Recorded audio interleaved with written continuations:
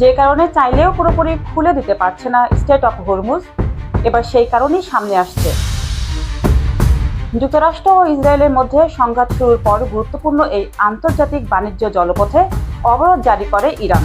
বিশ্বজুড়ে চাপ থাকলেও একটি বড় ঝুঁকির কারণে সে অবরোধ পুরোপুরি তুলে নেওয়া এখন সম্ভব হচ্ছে না। আর সেই ঝুঁকি সমুদ্র মাইন। সংঘাতের শুরুতে ইসলামিক রেভলিউশনারি কর্পস গার্ড বা আইআরজিসি হরমুজ প্রণালীতে বিপুল পরিমাণ জলমাইন স্থাপন করে, কিন্তু এখন সমস্যা হলো ঠিক কোথায় কোথায় সেই মাইন বসানো হয়েছিল তার পূর্ণ তথ্য তাদের কাছেই নেই।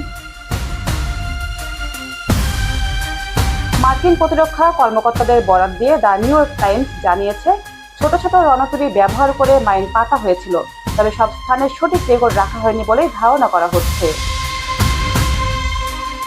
যেসব স্থানে মাইন বসানোর তথ্য সংরক্ষণ করা হয়েছিল সেখানেও দেখা যাচ্ছে অনেক মাইন সরে গেছে বা ভেসে গেছে, ফলে এখন সেগুলো শনাক্ত করা অত্যন্ত কঠিন হয়ে পড়েছে।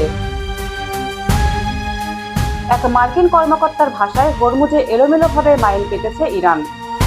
গত 7 এপ্রিল যুদ্ধবিরতিতে সম্মত হওয়ার পর ইরান প্রণালীটি খুলে দিতে আগ্রহ দেখালেও এই মাইন সমস্যার কারণে দ্রুত নিরাপত্তা নিশ্চিত করা সম্ভব হচ্ছে না।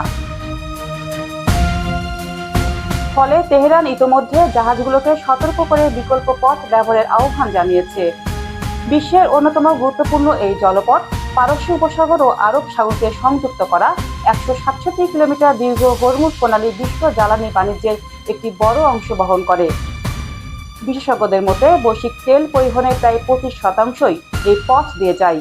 আর বাংলাদেশ, ভারত ও পাকিস্তানের মতো দেশের জন্য এর গুরুত্ব আরও বেশি, কারণ তাদের জ্বালানি সরবরাহের প্রায় 80% এই প্রণালীর উপর নির্ভরশীল। সব মিলিয়ে মাইন সংকট না কাটলে হরমুজ প্রণালী পুরোপুরি সচল করা কঠিন, আর এই প্রভাব পড়তে পারে বৈশ্বিক জ্বালানি বাজার ও আঞ্চলিক নিরাপত্তায়।